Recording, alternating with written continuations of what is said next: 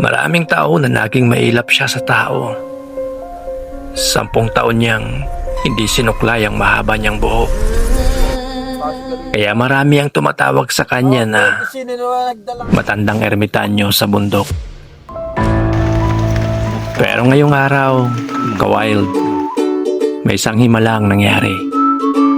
Pumayag siyang gupitan ng kanyang buhok. After 10 years, pumayag na si Kuya Ramon na gupitan yung mahaba niyang buhok. Pero ano ang nagtulak kay Tata Ramon na muling magtiwala sa tao? At ano ang tunay niyang kwento? Ano ang nakakumbinsi sa kanya na sa wakas ay muling bumaba ng bundok at magpakita sa mga tao? Oh, Tata Ramon, Sabay-sabay po nating lutasin ang misteryo sa buhay ni Tata Ramon. Sa huling punta namin dito, nakilala natin si Kuya Ramon. Isang matanda, 63 years old, na piniling iwan ang ingay ng mundo para mabuhay na mag-isa dito sa bundok. Ano ang dahilan niya? Nalaman natin doon sa unang video natin. Ayaw niya ng ingay, ayaw niya ng gulo. Gusto niya na muna mapag-isa. Gusto niya ang tahimik na buhay.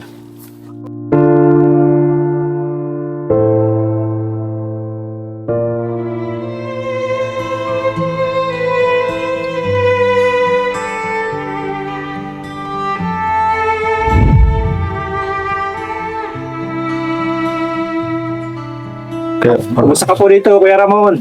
Kumusta ka po rito? Ayos naman, nagsibak ako naman yan. Ayo, ito po ang dami. Madami kang lulutuin ngayon ha. Dinagyan mo na Ano ng po yung ilaw niluluto yan, mo? Kuya, ano po yung niluluto mo? Tubig. Tubig lang. Baka Ay, malambot na. Ay, Hindi ka malambot. na.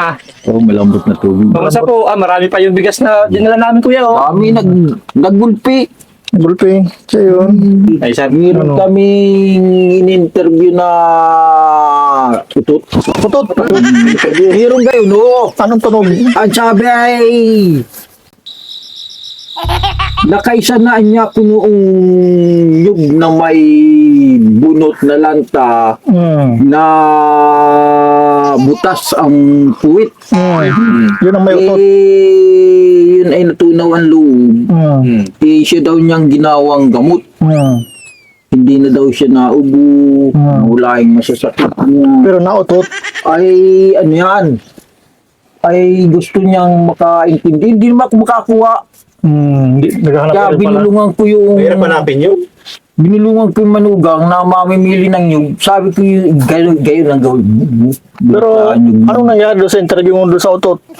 Ay ano yan, yung ay ano yan, panggamot pala yun. Panggamot. Anong sakit ang ginagamot ng utot na yun? Ibinanad ko dun sa ikaw kako, kung mautot ka dyan ay sa tabi. Lalagyan natin ng kusinsip. Nag-almusal ka na ba? Tapos diretso dun sa orbit, Ba? yung angog. Ang layo. After his Oo, nakaabot ng panganiban. Nakain ka na ba? Kumain ka na? Sibog na ko. Ang sibog ka na? Talaga. Anong sinibog mo, Kuya Ramon? Ano pong kinain mo? Eh, sabi ko nagtawag ako dun sa ano yan. Sabi ko itong links mong ito'y parang lasang malilingkis. Ay, masarap pa ako dyan ay no, pineapple. Sama. Yun. Pineapple. Na siguro ulit Fernando ko kung paano na. May dala kami Yan kaya yan. naman sa iyo. Ah, May dala kami sa iyo pasalubong uli. Wala mo daw kung anong laman ito. ano? Argentina. Parang Bugis, Tuwalya. Yun. Kaya, baka. baka, tama ito raw. Tuwalya ng baka. Ito, wala mo ito. May isda ng drawing.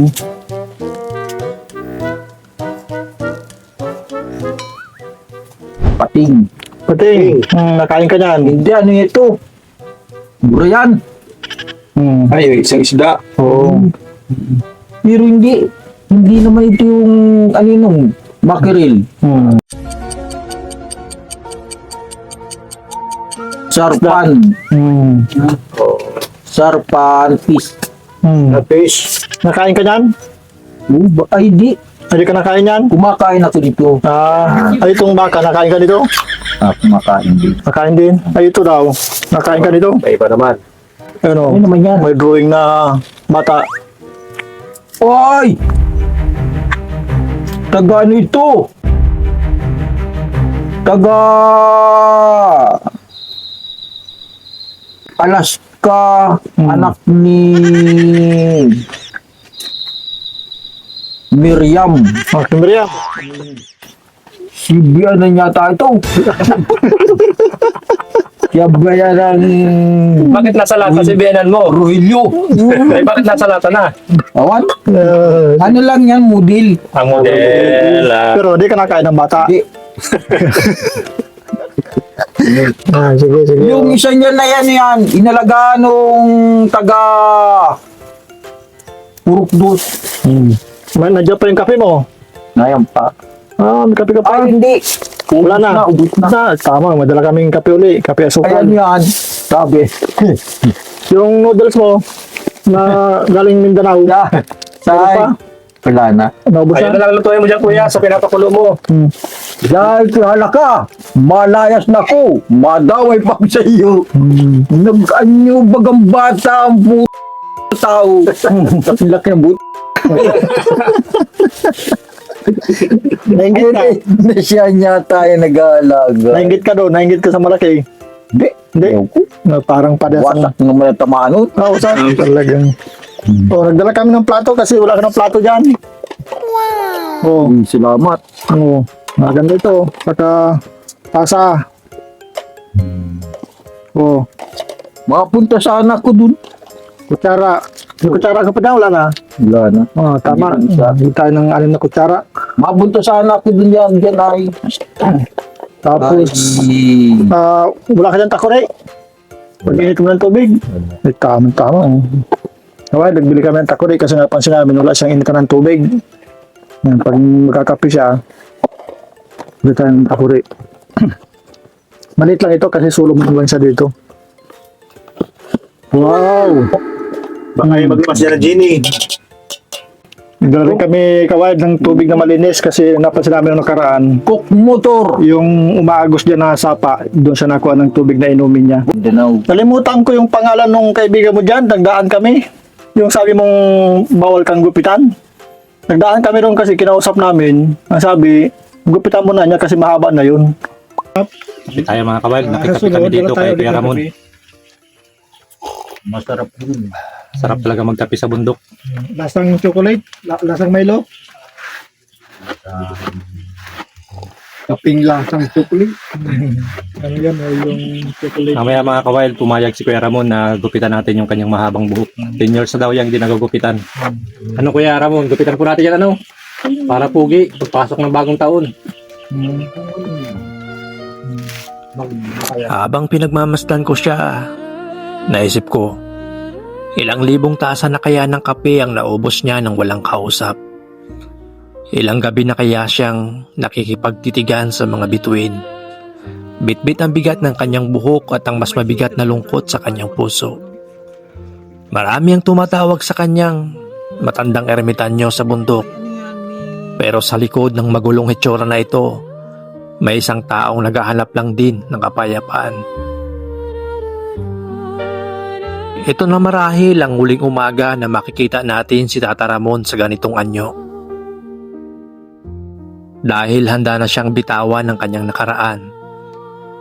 At handa na siyang muling magtiwala sa tao. Oh, Tata Ramon, ikaw ay isang tunay na inspirasyon. Oh, Tata Ramon, hindi ka sumuko sa hamon.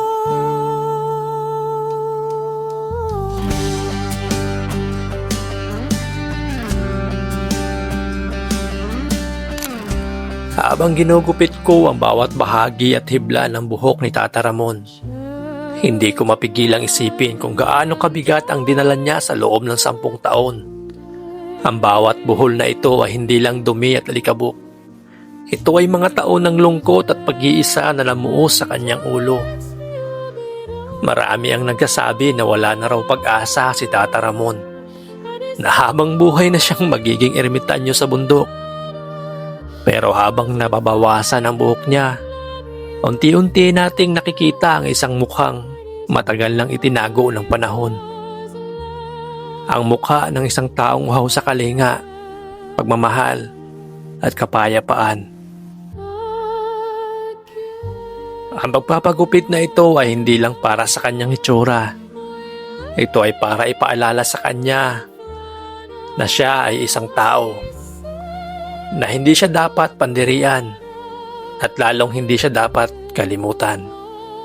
Ngayong araw, mga ka-wild, ang 10 taon na pananahimik ay natapos na.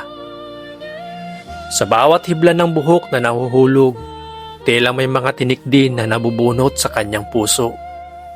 Ngayon, hindi na siya ang matandang ermitanyo sa bundok.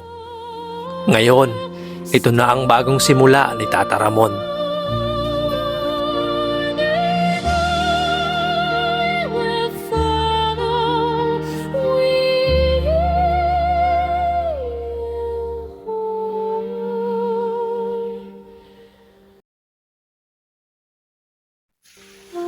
So ayan mga ka-wild, nakakatuwa. After so many years na naandito si Kuya Ramon sa bundok, sabi niya kasama siya sa atin sa baba sa kalsada. Gusto niyang ipakita na bagong gupit daw yung buhok niya. Yun yung pala. Baka naman Kuya Ramon may liligawan ka dyan sa tabing kalsada. Wala. Wala akong liniligaw dyan. Pagkadagang ayayaw. So yun mga ka-wild, pahinga muna tayo. Medyo malayo-layo din kasi ito. Napagod daw si Kuya Ramon. Pagod ka Kuya? Ano po ang pakiramdam mo na bagong gupit ka na ngayon? Magaan-gaan. Magaan na sa ulo. Yan.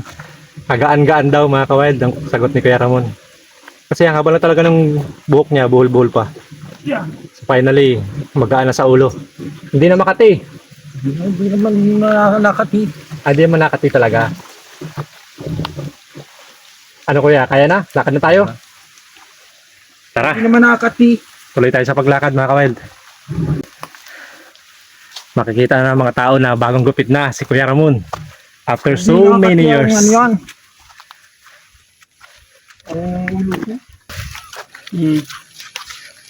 Napagod ulit si Kuya Ramon mga ka-wild. 63 na rin kasi si Kuya Ramon. Medyo may edad na. At saka sa tingin ko, hindi ko alam, mapapago rin siya eh. Baka may sakit na rin si Kuya. Natutuwang pangyayari ng kung sino.